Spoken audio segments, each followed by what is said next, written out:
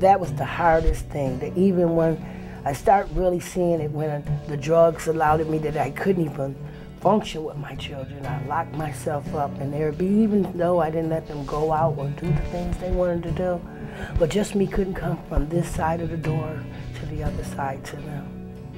That was the bottom for me. Like, come on, Vanita, you need help. It was a lot of devastation. Losing my children to foster care, being broke, being homeless, living behind the school.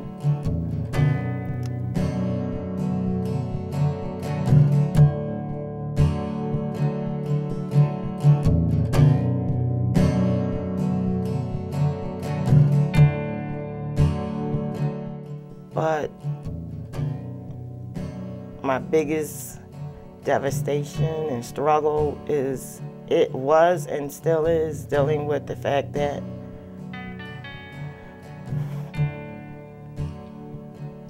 I did drugs with my daughter, Robin, and she passed away. And it stays with me.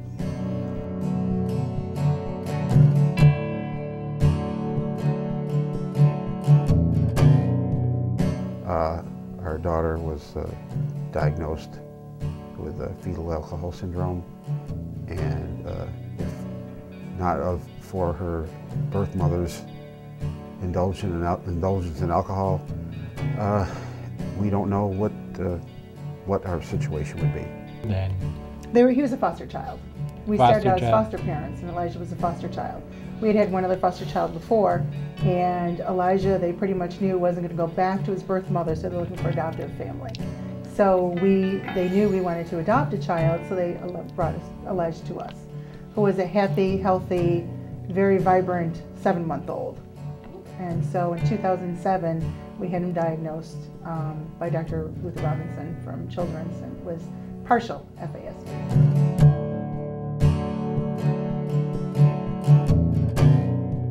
I'm Helen Weinstein, and I am the program coordinator for the Fetal Alcohol and Drug Effects Program at the Council.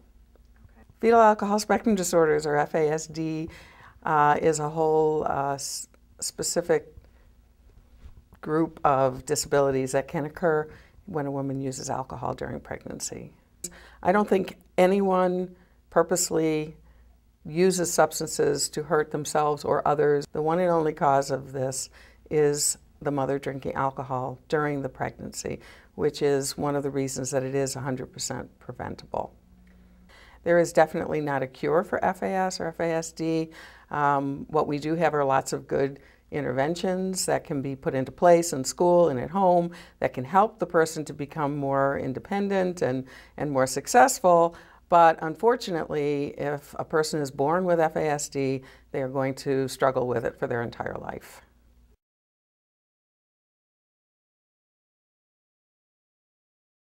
I'm Robert Whitney, a retired physician and with 37 years in the addictions treatment field, and also a current board member of ECCCPASA.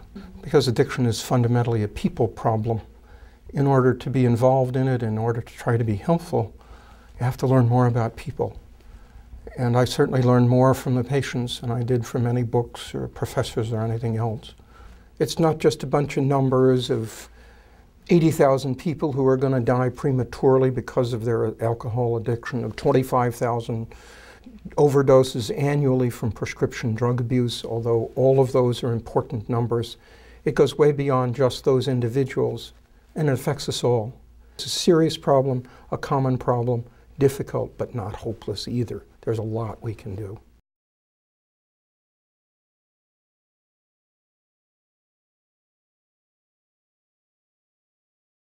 My name's Sally Yagaric, and I am the Parent Program Coordinator as well as a community educator for the Erie County Council. Our Focus is a program, we work with the courts, and the attendees are mandated to come to the program and learn about what happened. What we're doing is we're trying to educate people, make them look at what happened, and figure out a way where we won't see them again. I think every time we can educate somebody, we've made a positive difference in their life.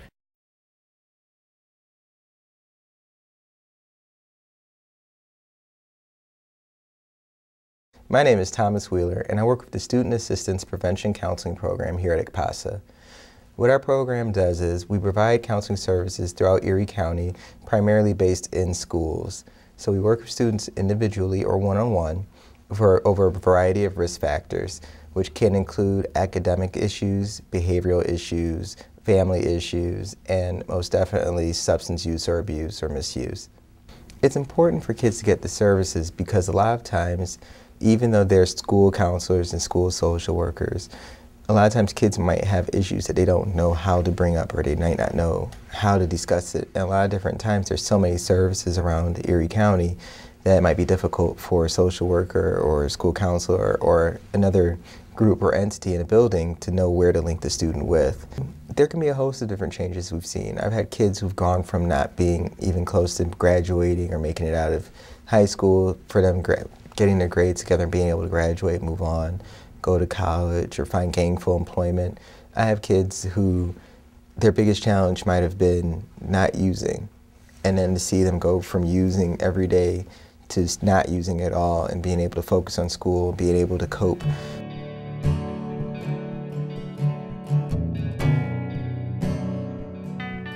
And I just stay clean.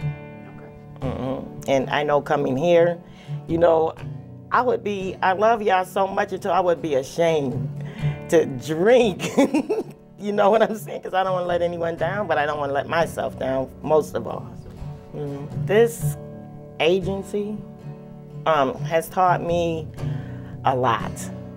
What I've learned from Strengthening Family Program truly has been how to be more patient with my children. I learned how to take that as Strengthening Families and all the things I came in with that I thought was bad. I learned how to look at the positive in it. Well, it made me strong. It made me a fighter. It made me very determined that I was going to do the right thing. I didn't ever give up. Well, regarding the other families, you just don't feel alone. You're feeling like part of a family with these other families. You can identify with what they're going through. Well, it's a trust factor. We were very happy with the people that work with at ECCPASA, and we have great trust in their judgment and the way that they do things. Our daughter's very comfortable with them, and they like her.